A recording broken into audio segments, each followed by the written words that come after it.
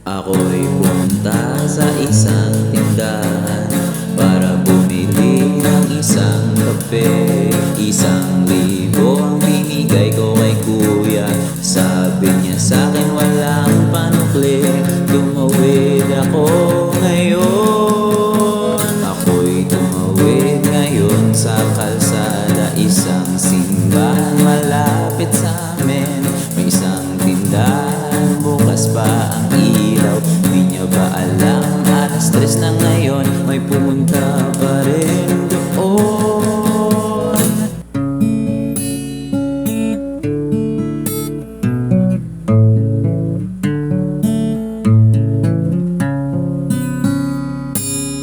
Madaling araw, mga daon hinahangin. Ingay ng aso ay naririnig. Nagbabarya na ako, bumili na ng kape. Madilim pa ang mundo, kita pa ang bituin. Umuwi na rin ako.